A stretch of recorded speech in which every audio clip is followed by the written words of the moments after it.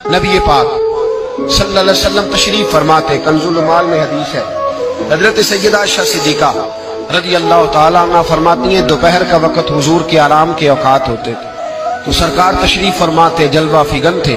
صحابہ کو پتا تھا کہ ان اوقات میں حضور آرام کرتے ہیں تو صحابہ نہیں آیا کرتے تھے زیارت کو، دوپہر کے کھانے کے بعد کچھ دیر آرام فرماتے تھے۔ فرماتی حضرت عائشہ صدیقہ کی ایک بوڑھی عورت آ گئی۔ اس عورت نے جب آ کر کے دروازے پہ دستک دی اور جب وہ بولی نا، اس نے گفتگو کی، اس کے جملے محبوب کے سماعت اقدس سے ٹکرائے، کہتے ہیں اللہ کے محبوب جلدی سے اٹھ کے بیٹھ گئے۔ حضور نے اس بوڑھی کا استقبال کیا اور حضور نے اسے بٹھایا۔ فرماتی ہر آنے والے مہمان کو حضور بڑی عزت دیتے تھے، بڑا نوازتے تھے، ہر آنے والے مہمان پہ بڑا کرم فرمایا کرتے تھے، لیکن اس خاتون کو زیادہ اعزاز دیا۔ اللہ کے محبوب علیہ السلام نے اس کے لیے کھانا منگوایا، کھجوریں دی، شہد کے ساتھ تواضع فرمائی۔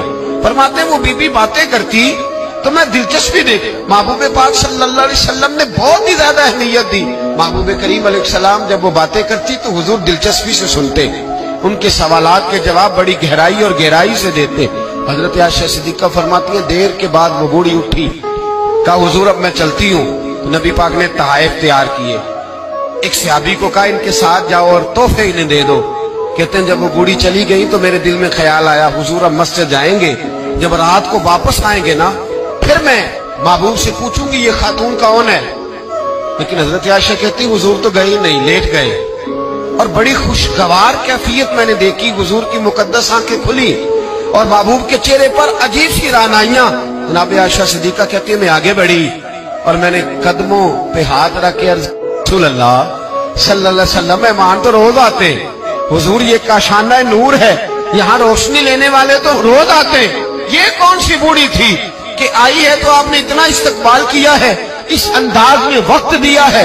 یا رسول اللہ صلی اللہ علیہ وسلم پھر میں آپ کی کیفیات دیکھ کون تھی؟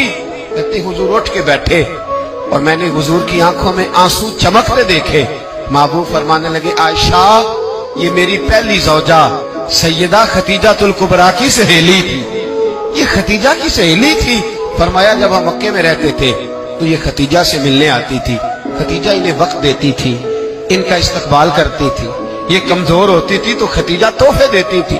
فرمایا آج جب یہ دوبارہ آئی ہے تو پچھلی ساری یادیں میرے ذہن میں تازہ ہو گئی ہیں، وہ سارے خیالات تصورات پھر سے اجاگر ہو گئے، اور فرمایا میں نے وہ ساری نسبتوں کو، ان ساری باتوں کو نبھانے کی کوشش کی جو خدیجہ کا اس کے ساتھ رشتہ تھا، اور پھر بات اس جملے پر ختم کی۔ فرمایا حسن العہد من الایمان، فرمایا تعلق کو اچھے طریقے سے نبھانا یہ بھی ایمان کا حصہ ہے، تعلقات کو، عہد کو، پیمان کو اچھے طریقے سے نبھانا یہ بھی ایمان کا حصہ ہے۔